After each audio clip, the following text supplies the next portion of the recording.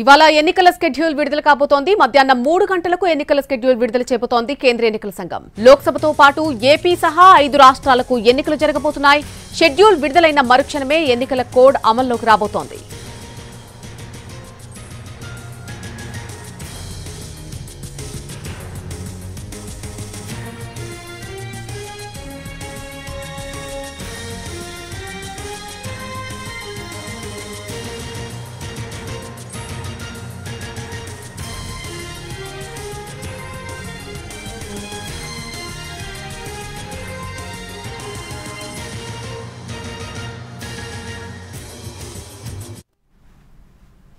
సార్వత్రిక ఎన్నికలెప్పుడు?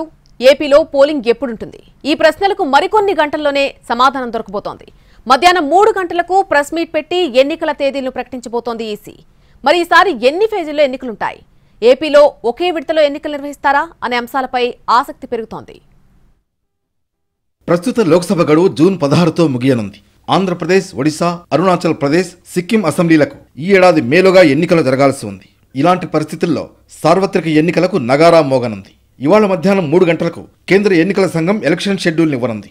ఇటీవల దేశవ్యాప్తంగా పలు రాష్ట్రాల్లో పర్యటించిన ఈసీ స్థానిక రాజకీయ పార్టీలు, క్షేత్రస్థాయిలో అధికారులతో విస్తృత సమావేశాలు నిర్వహించింది. అనంతరం షెడ్యూల్ను సిద్ధం చేసింది. మధ్యాహ్నం 3 గంటలకు సార్వత్రిక ఎన్నికల షెడ్యూల్ను ప్రకటించనున్న ఈసీ నామినేషన్ల స్వీకరణ, స్క్రూటినీ, పోలింగ్, ఓట్ల లెక్కింపు తేదీలను వెల్లడించనుంది. షెడ్యూల్ ప్రకటించిన వెంటనే ఎలక్షన్ కోడ్ అమల్లోకి వస్తుంది. గత లోక్సభ ఎన్నికలకు 2019 మార్చి 10న షెడ్యూల్ను ప్రకటించారు. ఈసారి మాత్రం 6 రోజులు ఆలస్యంగా ప్రకటిస్తున్నారు. 2019లో ఏప్రిల్లో ఎన్నికలు జరగ్గా మే 23న ఫలితాలు వెల్లడయ్యాయి. ఈసారి కూడా ఏప్రిల్, మే నెలల్లోనే ఎన్నికలు నిర్వహించేలా ఈసీ కసరత్తు చేస్తోంది. ఈసారి మార్చి 16న షెడ్యూల్ వస్తుండటంతో ఏపీలో ఏప్రిల్ 20-25 మధ్య పోలింగ్ ఉండే అవకాశం ఉందని పొలిటికల్ సర్కిల్లో టాక్ వినిపిస్తోంది. ఏపీలో తొలి విడతలోనే 175 అసెంబ్లీ, 25 ఎంపీ స్థానాలకు పోలింగ్ జరుగుతుందని భావిస్తున్నారు. 2019లో దేశవ్యాప్తంగా 7 దశల్లో ఎన్నికలు జరిగాయి. ఈసారి ఎన్ని ఫేజుల్లో ఎలక్షన్స్ నిర్వహిస్తారనే దానిపై ఉత్కంఠ నెలకొంది. మరోవైపు తెలంగాణలో ఇటీవల కంటోన్మెంట్ ఎమ్మెల్యే లాస్యనందిత రోడ్డు ప్రమాదంలో మరణించడంతో అక్కడ అసెంబ్లీ సీట్ ఖాళీ అయింది. కంటోన్మెంట్ ఉప ఎన్నికకు కూడా షెడ్యూల్ ఇవ్వొచ్చని ఢిల్లీ వర్గాలు చెబుతున్నాయి.